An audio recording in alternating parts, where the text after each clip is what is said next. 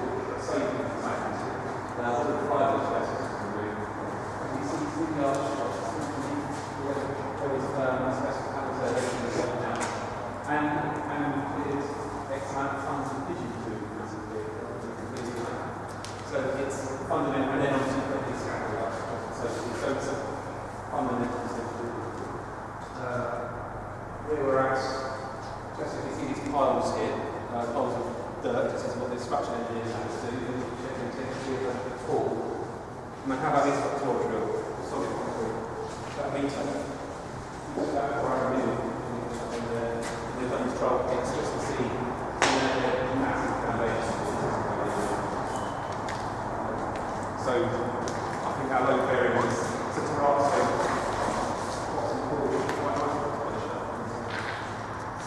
We try to think of many ways in which we can be training using the pool, but we just can't make it work for us. But remember, not to be trained on the angle and listen to lines as well. So without damaging too much, very difficult to do this. Well, once you can completely,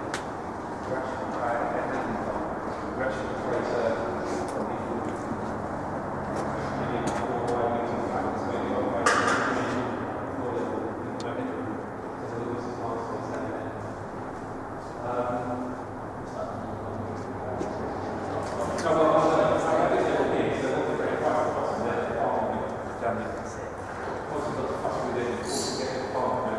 flow return, air, pipe work, power. I think it's okay. There's a creative room in the room, as we mentioned, closing.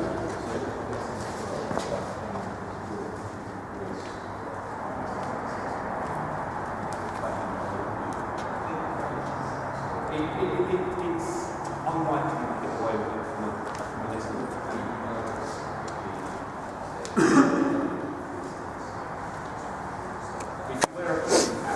No relevance whatsoever. What they're saying, this is a fantastic, untouched example of a metal indigenous goods store. Probably the only one. In fact, it's one around the corner. It's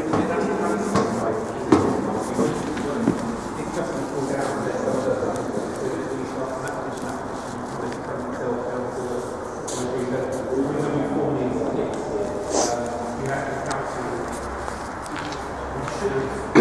Might have to get permission just to please, but what they've allowed us to do is do them without full application, but we have to have another logical consultant here whilst we've done it, and basically done everything we need. Because this was a prison, or it was, this was built. Yeah, this was a pretty nasty prisoner for base for reference. Because you know, the history here goes back 500-700 years maybe, so it had another purpose for this. What to do down here? Right, I should mention. So you imagine the floor height is about top of our heads, right the way across, and then I mentioned the mezzanine area, which is 5, 1, 2, 3, 4, 5. So down to here. So this truss, if you imagine, just filling in a wall all the way up.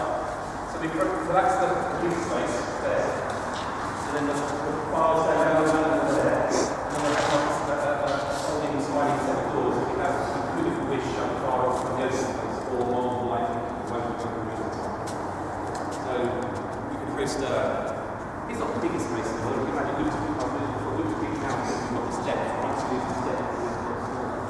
So we can have an event to a lot of people in there, I suggest, maybe 100 in a year. The second floor area is that. I'm sorry. Second floor area. It's here, right. The easy way to imagine this is see the floating toilet doors up there with no wall. Yeah. That is, and you see the pockets where the rafters would have gone. Yeah. That's the floor level. So you imagine that floor level extending out to this point now. Yeah. Yeah. So it's going to go at that height, right the way across. So The bar will be there. now the bar's going to be down this wall. So see all the scaffold is here. Yeah. If you imagine a bar all going all the way down where that scaffolding is there, Okay. serving us here. Set concertina doors here. That floor level on the first floor can reach this point, and there'll also be a floor level here. Okay? When unfortunately, you can see the original viewing gallery, the original training rooms. They're like the old saloon doors, aren't they? Saloon doors. And they were down there, but over time, that one has disappeared. And the ones down in Corita have also disappeared as well. Those ones are landmine things. I think it's just of note, we mentioned the north-west corner. If you look here, you see the cracking sticking out this truss here, and I think that's right. I think that's one as well here. I don't know if anyone's particularly a structural engineer, but it's interesting if you look at the bearing of the truss on this side, on the stone, it's different. We think it might be a bearing inside there. So you see it's like a letterbox, like a slit, where that truss bears on there. So what we're thinking possibly is it's fixed on that side, and without any kind of movement, that's a movable bearing. But I don't think it's worked, because I imagine here, this truss here may have sagged or pushed, and it's actually starting to destroy where it lays out. And I think maybe that's what Jack's doing at the moment, looking at that. Here you are there. Other things to think about here is, did I mention Brian? We're in Brian very good. We've had an initial assessment and it's considered doable, so we're working to see if we can actually achieve it, but the desktop study suggests we can. But one of the real challenges is thermal insulation. It's got none, there's no insulation in that roof. You've just got closed boarding, so the rafters, purlins, and it's tiled. There's no insulation properties at all. And the external walls are just mass masonry. If you look past everything that's painted blue, up here's a good example. You've got the buff brick down, and you've got the aquamarine band, and then you've got the ceramic brick. So that cleaned up would look lovely, and that intention is to try and retain that, and that is everywhere if you look behind the paint. We don't really want to plaster all the inside, the walls of the paint. So the only other option then is to see what we can do with the roof. So that roof's going to have to come off completely. The trusses are going to remain. There's still trusses, you see. But they haven't got much of a load bearing capacity, so we've got this bit of a trade-off going at the moment with the architects trying to achieve BREEAM and insulate the building versus structural engineers allow us to put in terms of weight bearing on those existing trusses versus how thick do you make the roof, because if it's quite a thin construction, we'll probably have to go back thin. So, a high density foam this thick is going to push the roof out like that, isn't it? Even if it's lightweight, and the planners won't like that. So we maybe need to come up with like a high-tech foil solution, perhaps. I know that there's those options as well. So they're all the sort of different streams, all trying to compete with each other to come up with the right solution. So I think the roof is clearly where we're going to try and get our tip for our insulation options. You've got all this space, this void under the base. You could use the basement under here to win points where you can't win points with walls. Yeah, absolutely. Yeah. I think it's probably.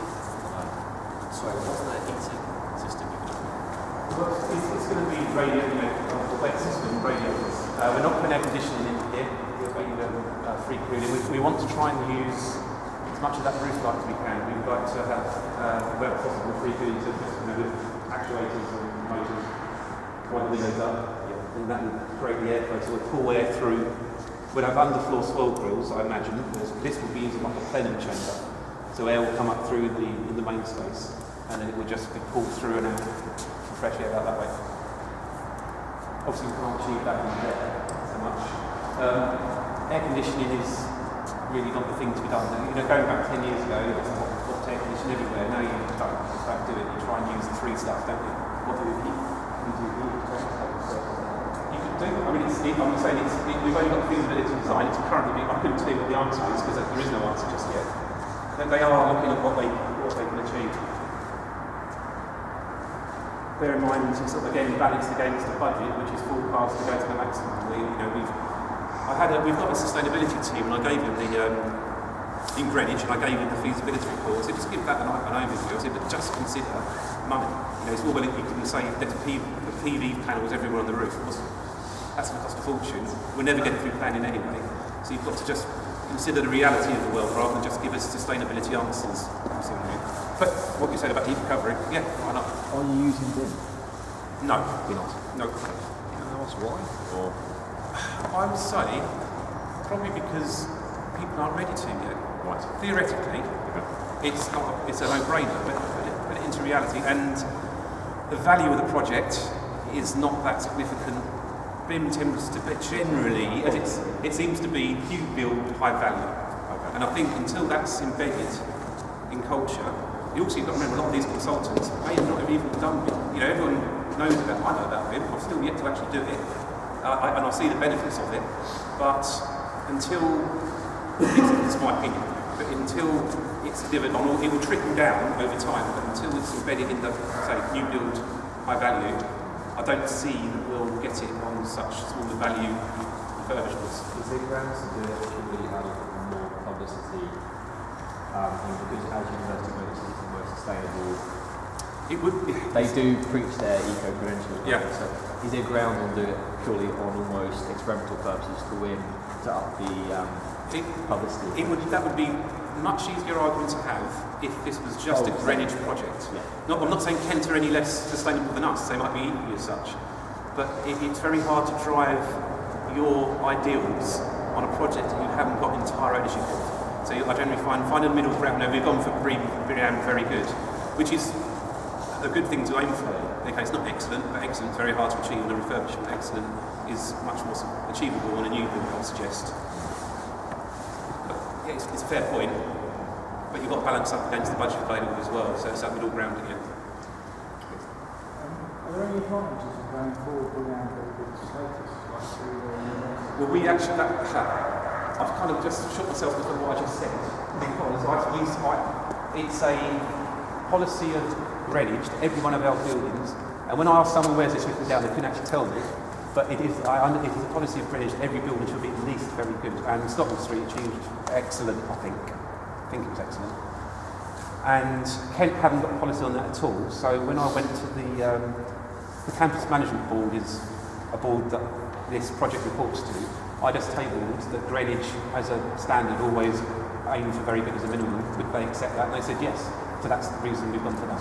So that is a drainage initiative being used on a shared project. Is there financial implications to getting very good? Do you get extra funding for the Oh, sorry, in terms of the the cost of government living? or anything like that? Well, no, not particularly. No, it is linked to our green credentials. You know, we target this as a minimum. Yeah. We will do it, and it seems to be a happy medium. If you see, I mean, it's a realistic, achievable target. Smart, measurable, realistic. You know, that isn't completely out there. I mean, we haven't got a significant budget to You deliver have to this. spend a lot more money to get the outside. Yes. It's a bit like having a Ford and a Ferrari. Yeah. A Ferrari is 10 times more expensive, but it's not 10 times better. Yeah. You know, you pay a lot more, but the incremental increase gets smaller the higher you go. See what I mean? Yeah, I know what you mean, yeah, absolutely. So what is the budget? Am I allowed to say? Yeah. It's 4.3 million. It's a reasonable budget for this size of project. I know there's a lot involved with the refurb, but I think that's quite a reasonable. You'd be surprised how quickly that goes. I would say, you know, in terms of quality, you know, when it comes down to the fixtures and fittings, we'll be middle of the roads. I don't think we'll have enough money to really be out there on high quality. It'll be acceptable, Yeah. but that's where the money goes. The other thing you've got to consider is consultancy costs. You know, you're running at 20%. We've got, I was trying to count them in my head how many consultants we've got involved in this. I think we've got over 10. And it's running about 20% the cost of the project. If you're going to be the client PM, talking about consultants, are you going to be the contract administrator, or will there No. be a layer on top or No, under contract you? administration is a separate one. We've appointed a professional contract administrator. As the project manager, my role is kind of knitting all the different groups together, because I mentioned that we've got a professional design team. As I mentioned, about 10 different consultants all working currently to bring us from feasibility to detailed design. But at the same time, we have a user group, which I also sit on. The user group are the people who are actually going to use the building, which is basically the unions. So what we're trying to extract from them is like their operational plan, how they see the building being used. For an example, I'll just pick one off the top of my head, CCTV. We need to think about it now, because we've got cable routes, we've got to place cameras, which is all well, you know, we've got recording equipment, but how they're going to use it. They need it for licensed trade, because it's going to be selling alcohol, so there's a CCTV right there. But what's their operating hours? Where's the manager going to sit? What do they need to view? Do they need to do it in real time, or they'll look at recordings? What areas need to be covered? And they're going, woo! Because at the moment they've got an empty building, but you've got to think how you're going to use the building now. So that user group, and another one, for example, is the kitchen. That takes a lot of thinking about how you're going to, where all your equipment's going to be placed, and you have to design it now because all the gas supply, the electric supply, the extract system is being designed for placement at this time. So that's the user group, and they're busily pedaling furiously trying to figure out how they're going to use the building. Again, if we've got late night events, we need to know how many they predict to have on, what sort of size. We've got a main view system going in here, so we can have projection, sound system, lighting, stage. What sort of stage? How many people will be on that stage? Does it need to be down during the daytime when you're at a flat or when you do an exhibition? And it goes on and on and on. So the user group is also a big element. We're kind of in that we need to progress that a little bit more because as the design is going, if they don't interpret what the user requirements are, design will design what they think you want rather than what you want. So niching those together is really quite important. The other element we're looking at is governance. The governance of the project thereafter, because you've got the capital cost of the project to be delivered, and then you have an operational cost for the ever after, for the cost of the cleaning, the maintaining, the lighting. So we've got to try and budget that because that will start running as from September 16, and we're only now just in 15. So we need to try and forecast what the cost would be and build that into our operating budget, and that needs approval as well. We also need to take up legal ownership. How do we see the unions being located here? Because currently they are in Jellicoe, they are a subtenant of Greenwich, so they're a commercial tenant. So they've got an FR&I lease. Ironically, we give them money to fund them, and then they give it back to us in terms of rent, which is bonkers really, but that's the setup it is.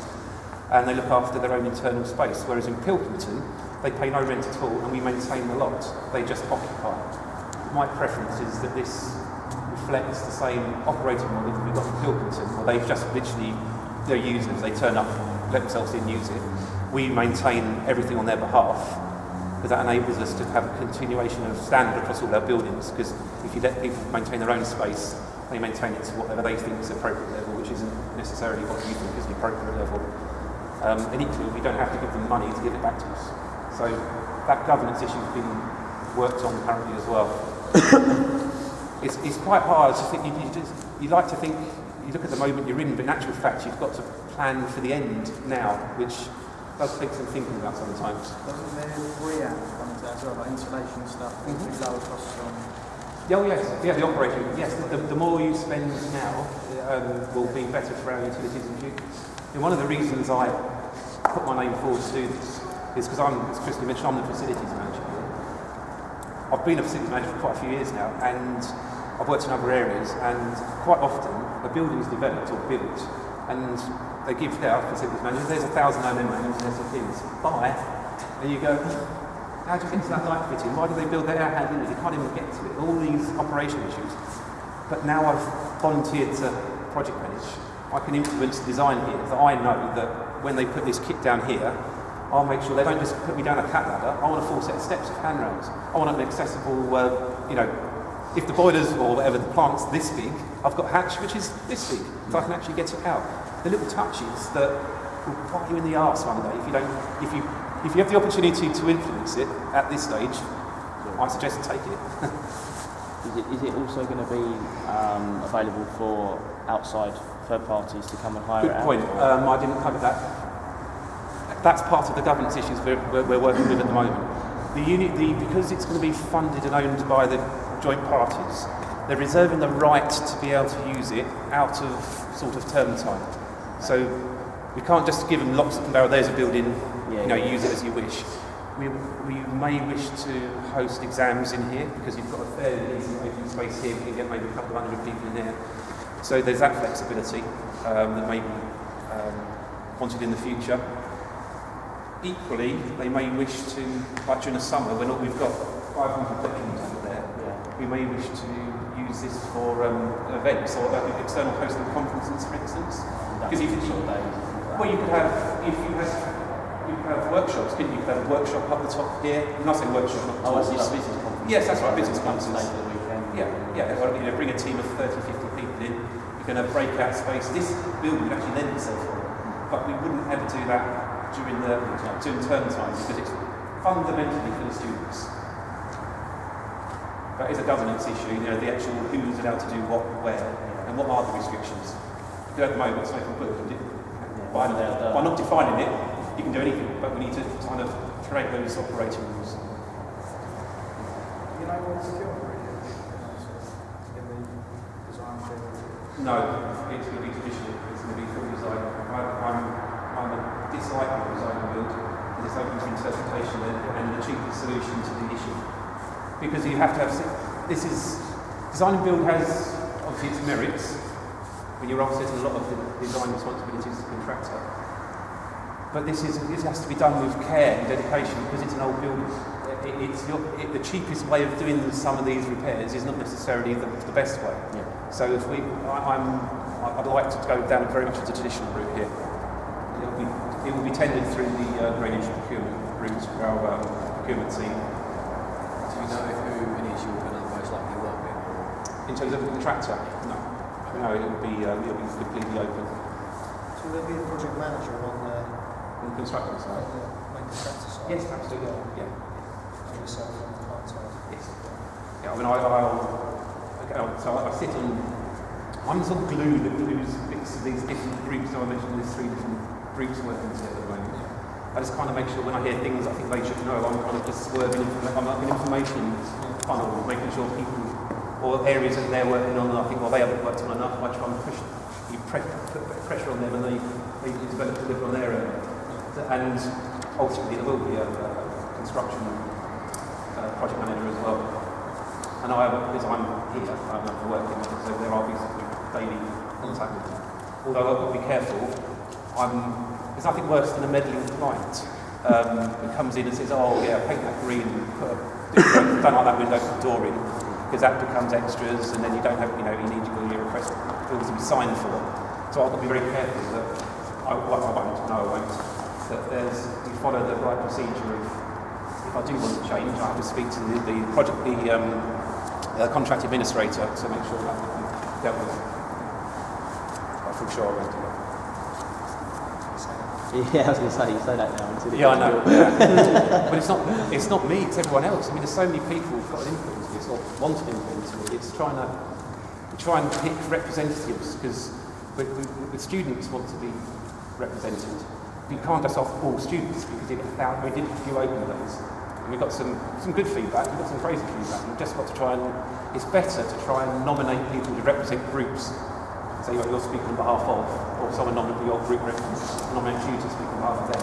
Because otherwise, you can't design by committee to a degree. You have to have a very focused group who know the limitations of what they do, know what the costs, limitations, physical limitations are, and let them work with that. We've had suggestions, someone with a fish tank filled with water for the fish. With a straight face, I said that. Okay, we'll give it due consideration. No. That was the VC, was it? No, he was a senior lecturer in Kent from journalism.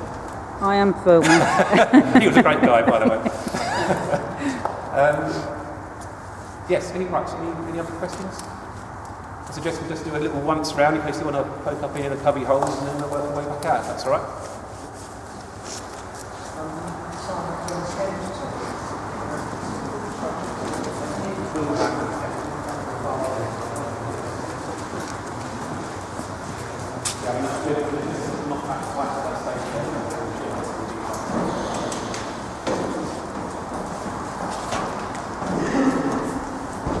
I like to choose site visits a different time of year. The nature of our industry, isn't it?